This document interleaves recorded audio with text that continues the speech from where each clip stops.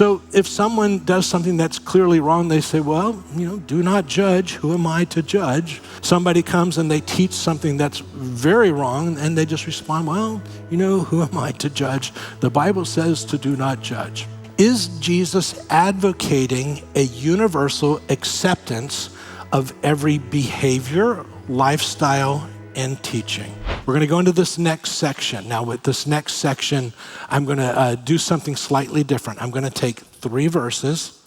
Now, in Matthew's gospel and Matthew chapter 7, these 3 verses are 5 verses, and they're all in a row.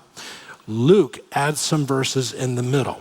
So what I'm going to do is I'm going to take it from the way that Matthew has it, 5 verses in a row. It seems to make more sense to me this way. It does not change the interpretation. Next week, we'll pick up the verses that I'm going to skip, and then we'll unpack that as we go. So the 3 verses that, if you were to look in Matthew's gospel, Matthew chapter 7, would be verses 1 through 5 in Matthew 7. Here, it's going to be verse 37 and 41 and 42. So here's how this goes. Verse 37, he says, do not judge, and you will not be judged. And do not condemn, and you will not be condemned. Pardon, and you will be pardoned. Now, Matthew's gospel would just continue on, and we're going to pick up in verse 41. And it says, and why do you look at the speck that is in your brother's eye, but do not notice the log that is in your own eye? Or how can you say to your brother, brother, let me take out the speck that is in your eye, when you yourselves do not see the log that is in your own eye? You hypocrite, underline the word hypocrite. First, take the log out of your own eye, and then you'll see clearly to take out the speck that is in your brother's eye. Clearly to take the speck out of your brother's eye. Okay. So first of all, verse 37 begins by saying, do not judge and you will not be judged. Would you agree that in our country and in our world, people who have never opened their Bible even one time all seem to know this verse?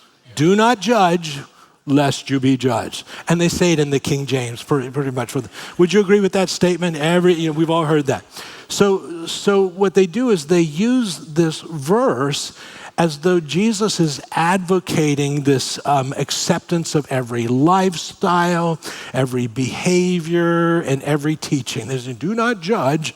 So if someone does something that's clearly wrong, they say, well, do not judge. Who am I to judge? Somebody comes and they teach something that's very wrong, and they just respond, well, who am I to judge? The Bible says to do not judge. So here's the question. Is Jesus advocating a universal acceptance of every behavior, lifestyle, and teaching? Because that's right, that's good. We can close in prayer. You got it right. Because if you've followed through the Gospels, would you agree that Jesus has been very critical of the religious establishment? We might say he's been a little bit judgmental of them. So he can't be saying just everything, it's not, everything goes kind of idea. Part of the problem, I think, comes from this, our broad definition of what it means to judge. Now, the context always determines, what the word means.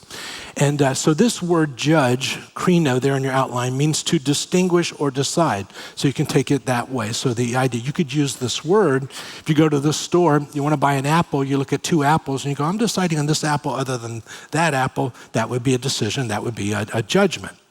But that's probably not what this is talking about. So it means to distinguish, to decide mentally or judicially, by implication to try, condemn, or punish. Condemn, punish.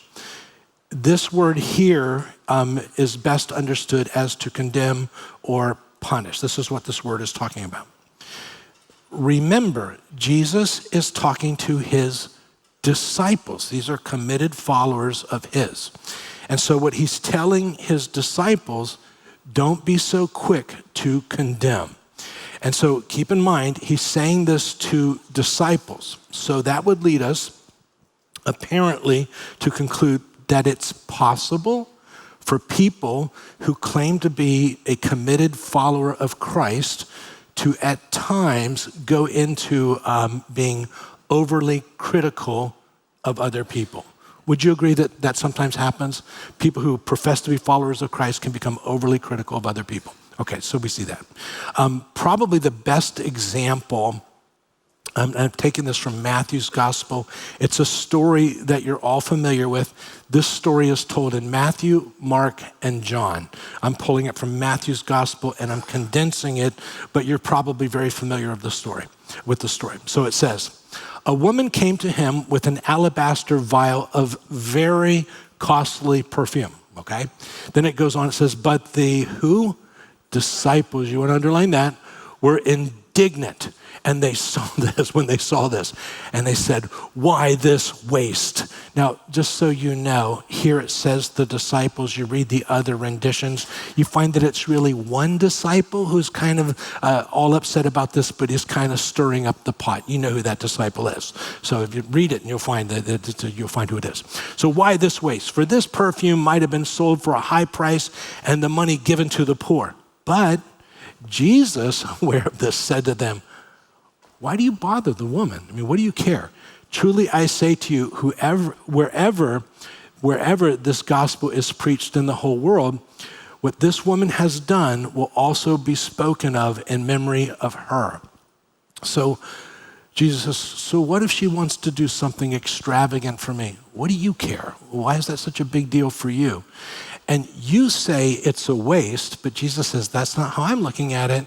As a matter of fact, I'm going to make sure that wherever this gospel is preached, everybody's going to know about this woman. And Jesus says, I'm going to make sure it's in at least 3 of the 4 gospels. So he says, everyone will know. So what we get from that, again, that's in Matthew, Mark, and John. So let's start with this. Write this down for disciples.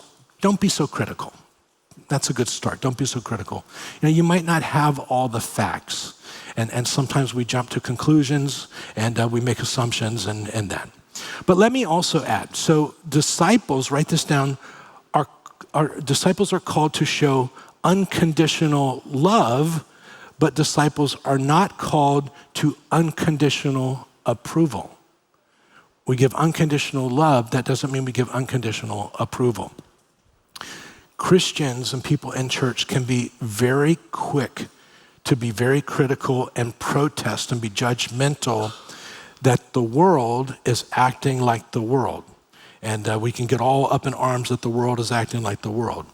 But then we don't do anything about those who are in the church who are living lives in a way that would be contrary to what it would mean to represent the Lord.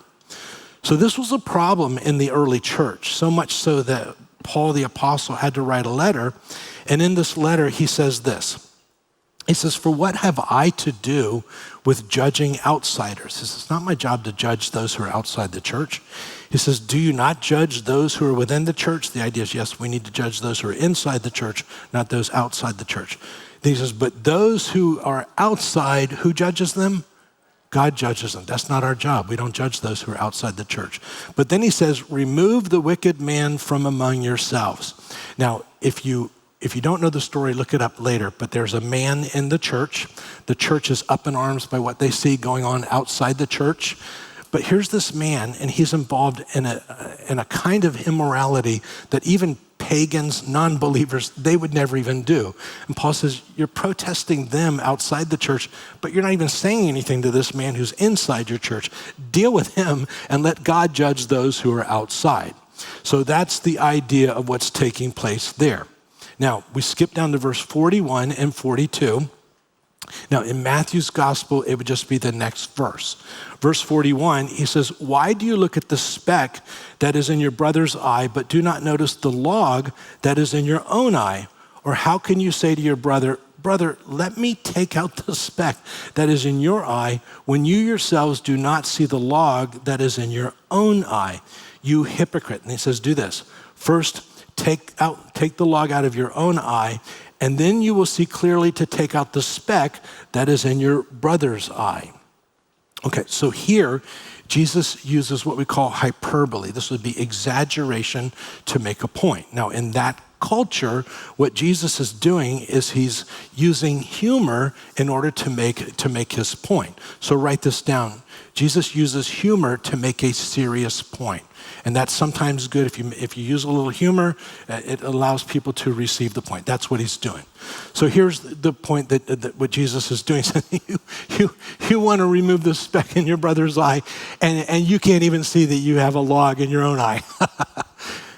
Well, it was funnier when Jesus said it, but but that would be humor in their culture. Now, why would it be humor? Well, first of all, would you agree it's impossible to have a log or a plank in your eye? It's never happened. It can't even happen. It's not even possible. But the idea here is that when he does this, and he says, you hypocrite, that disciples are to guard against having a holier than thou attitude. As disciples, we can't have a holier than thou attitude. That's not how disciples are to be. Now, there are two fill-ins there on your outline. I'm just going to give you the fill-in. I'm not going to talk about them, but you can think about them later.